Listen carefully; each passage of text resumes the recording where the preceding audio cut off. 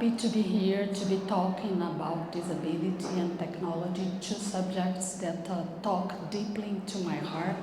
And following the theme of this meet today, of this event today, the future is inclusive. So that's why it's important that we talk about disability.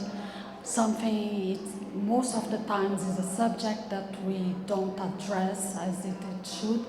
And I'm presenting here today some topics that will help understand better and how we can be more inclusive. So I'll start with a bit of presentation of myself. Most of you don't know me. I'm Maria Julia Guimarães, so don't worry about the pronunciation of my name because I know it's hard, but just say the way that you can, and I'm happy with that. And I am CEO and founder of Totem Tech. I'm going to talk a bit more about my company, what it does, and what it's done, which drives us towards inclusivity. And to talk a bit more about myself, I'd like to say that I am a designer 3 times. I'll explain why I am a designer 3 times. I have a first degree in architecture, but I discovered during my studies that I didn't like construction, but I love design. So it led me to my second degree in graphic design, but I wanted more. I wanted to go beyond just people appreciating my designs. I want them to have an experience on that, to interact, to have a feedback on that. And that's when I did the degree in computation arts, where led me to be a technologist for the last 15 years, working with development of solutions to help people work better, think better, and have better lives. I'm also a crazy knitter. I love knitting. I think this is something that helps me meditate somehow and to distress and somehow practice computation in a different way. And I am a proud mom of twin young ladies and 3 crazy cats. And talking about cats, I'd like to present 3 aspects of my life. If you get to know me, somehow I'm going to talk about the 3 of them at a given moment. So first one is, as I mentioned, cats. I'm a crazy cat lady, and I'm full with my cats. And yes, I do baby talk with my cats, and also I have cats on my resume if you don't believe me. Also, I'm a crazy fan of Star Wars. I see the movies all the time. I'm okay with the pre-sequel and all the new releases. And definitely, I name my cat Leia. And another aspect that most people don't know, I'm a fan of heavy metal. So in our form, we are asked about One Direction. Sorry, I cannot tell anything about One Direction. But if you ask me about Pantera, I can tell you a couple of things about it. I was born in Brazil and lived there. Yay, a nice Brazilian there. Yeah, and I was born in Brazil and moved to Canada in 2009, summer 2009. And so this year we're celebrating 15 years that we landed here with 22 pieces of luggage, a couple of dollars, 2 kids, a husband, and a crazy dream of make our lives here. And I can prove you that I had 22 pieces of luggage. This is a picture of our departure from Brazil. And this is a part of our luggage. There are 8 of the carry-on that's not shown here. So I'm going to tell you a bit more about Totem Tech just for you to understand. So Totem Tech was founded in December 2018 with the mission of helping people with invisible disabilities. I am a person with disabilities and I wanted to improve my quality of life. And the solution that I created helped me tremendously, and I put this into practice to bring to other people so then they can thrive and they can have a better productivity and better quality of life. And inclusion is important for us, Torum Tech, even in our name, because Torum means is a neutral form of the word totus, that means all, the whole, and we are bringing technology for all. So that's why the name of the company was based on that. But I'm going to talk about a bit more about what we do later in this talk. And our mission is to generate, create AI-powered smart clothing to empower people with invisible disabilities to have a better quality of life, to improve productivity, and also to have their best lives. So let's start about the topics. I have two topics to abord with you. It's about technology and disability. I'm not going to give a lecture about technology because we are here at technology, so we know technology. But I'd like to address an important point that we are going to see in the future in this presentation. So let's think about the etymology of the word technology. It comes from the ancient Greek techne, that means art, skill, craft, and logia, that means word, expression, or thought. So in the ancient Greek society, technology means exactly the systemic way of knowing a craft or an art. In the Industrial Revolution, technology expanded to incorporate all the tools, all the machines that were created to make people accomplish tasks and also to perform better on their activities. But currently, the world has evolved to encompass a connection between knowledge and application. And today it represents not only the knowledge of some crafts, but also a large array of human-created, human-made creations that includes physical objects, process and systematics, systems and organization, and also knowledge and information. So that's all that I had to talk about technology because we are going to see this concept before. I'm quite sure, as I mentioned, that you know everything about technology since we are deep into in this field. But now let's talk about disability. It's a topic that we live with, but we don't talk about it. My goal with this talk is to bring you some concepts and to somehow demystify how we can talk about it and be inclusive. So let's do the same exercise about disability, about technology, and talk about the etymology of the word disability.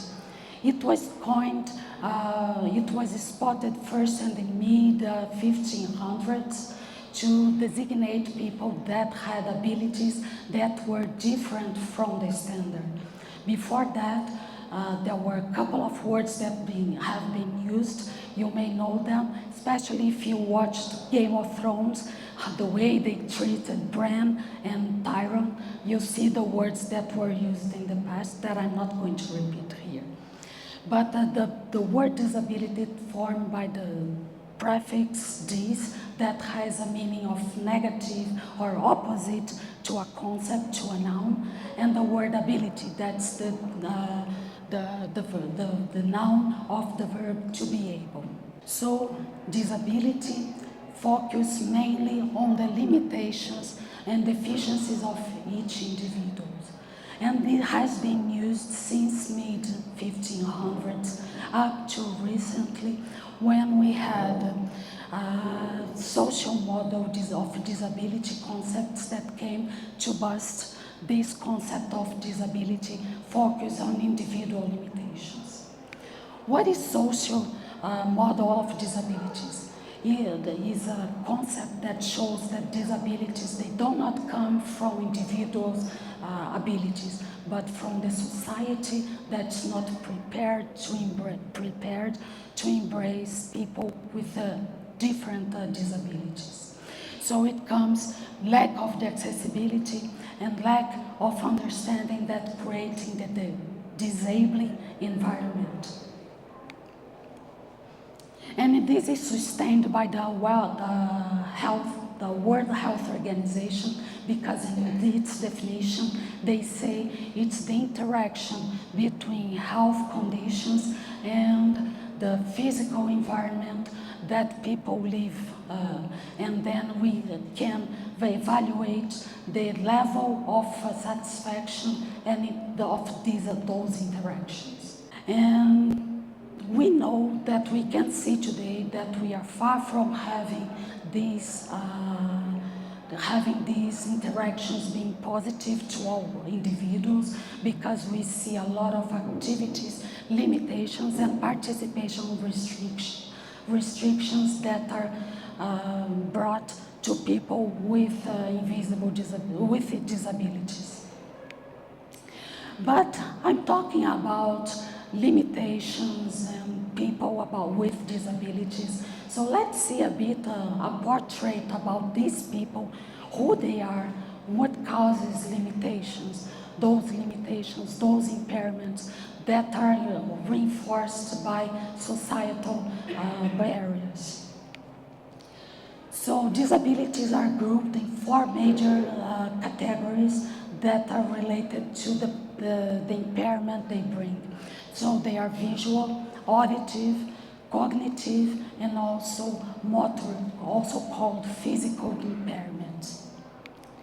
Here is a small portrait of the plethora of conditions that can lead to one or more of those impairments that we see. Some of those conditions are known, but some of them are less known, but they equally have they are common to understand they are common to bring the lack of participation of people who suffer them, because society is not prepared to have them.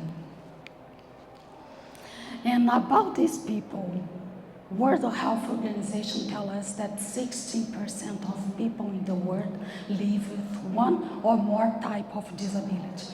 That means 1 in 6 people in the world live with a way or another a lack of inclusion somehow in their own societies. And this is spread all around the world, regardless of social situation, social economic situation, gender, ethnicity, so it's spread all over the world.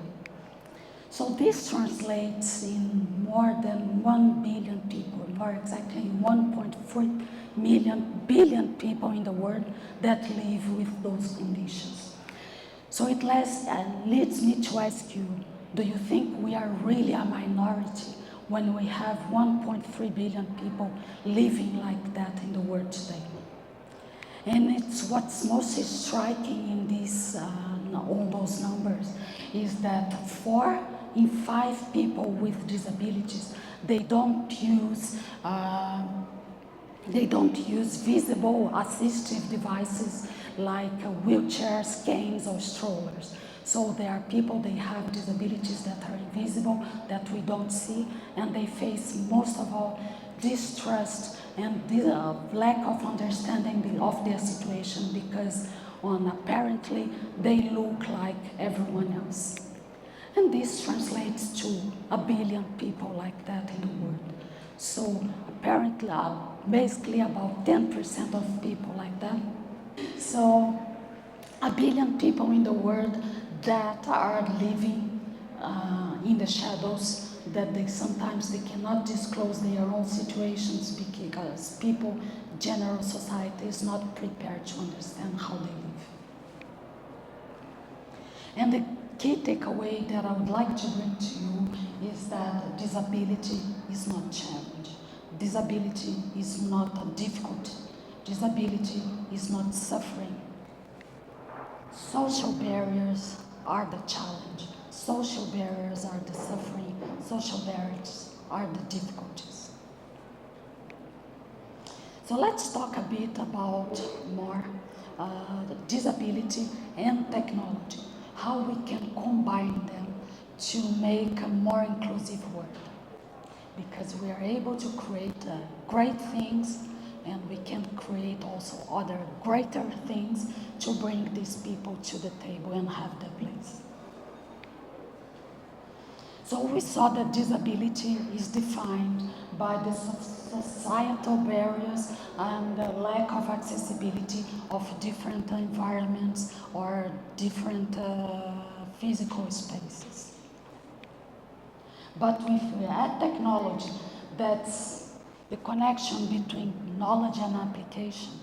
We can make this connection, we can bring this knowledge, and we can bring this application to build things that completely remove those barriers and this lack of accessibility. I'd like to bring the concept that's most important for people who live with disabilities is about accessibility.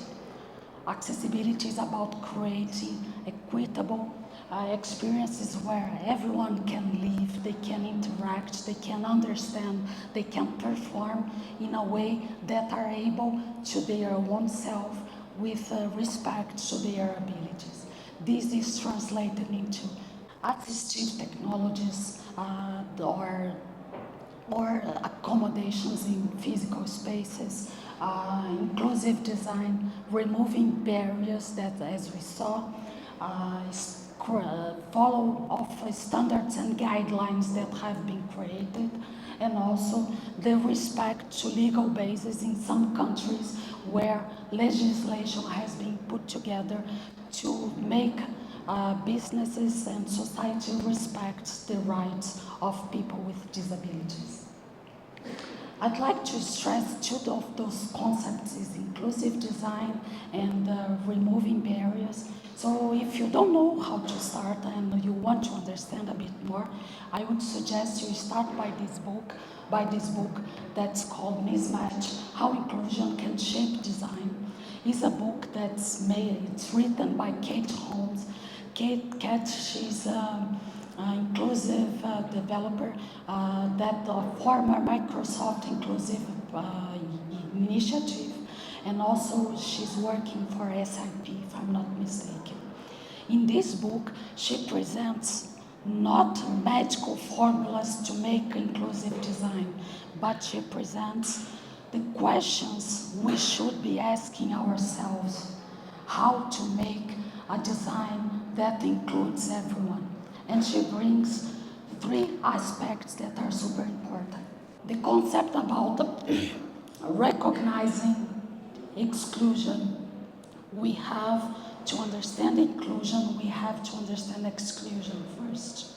Where it comes from, how it comes from, and why it comes from. I changed by mistake. Also, she brings the concept of the questions where we should be asking ourselves to make more conscious decisions about inclusion. And the last topic that's important, that designing for one is it's helping others. You might have heard about the curve effect. Is the fact that having curbs on the corners of streets help not only people with wheelchairs, but help people with other temporary impairments, and mothers and fathers with strollers with their babies. So when you help one group, you help all groups. And I'd like to bring back the definition of removing barriers, because barriers, we have the tendency about thinking about physical barriers, steps or lack of ramps, but there are other barriers that are important in our lives that makes difficulty for us to collaborate and live a best life. Besides physical, we have sensory barriers that are translated, for example, a website that has low contrast text over background, that people with low vision have different difficulty to grasp the visuals of the website. It was a very important trend in the past for websites, and people with a low vision impairment had a lot of difficulties with that. Cognitive barriers that are related, for example, complex manuals that are hard for people with dyslexia and other neurodivergent conditions to understand and operate machines and systems. Also, we have technological barriers, so websites that are not appropriate for screen readers for people with low vision. And above all, beyond all, the most important are our own attitudes towards disabled people. Sometimes I would like to ask you a big question. How many of you have noticed that sometimes when you talk to a person that's disabled, we raise our voices because we think that they cannot hear us? And it's quite common to have people talking to people with disabilities like that because they misunderstand their disabilities of lacking of understanding. And all these factors are, when we are put together, it brings the technology to remove those barriers, to include people. What brings to what I'm going to present to you are 4 initiatives done, some done here in Canada, others in other countries, that are made by people with disabilities, for people with disabilities, and that help people navigate the barriers that society has raised. If you Google it, you may find disability tech. A lot of companies that are flagged as disability tech, but I prefer the term accessibility tech because we are not working for disability, we are working for accessibility of people with difficulty and lack of accessibility.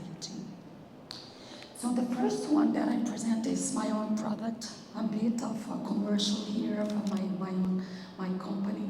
We are working on a smart heated glove that predicts and prevents the spasms of blood flow, low blood flow circulation to extremities that bring temporary impairment, then can lead to permanent impairment of the hands. So our product is coming to PAL 2025. So if you want to visit our website, the QR code is there. You can see more about the product that we are developing.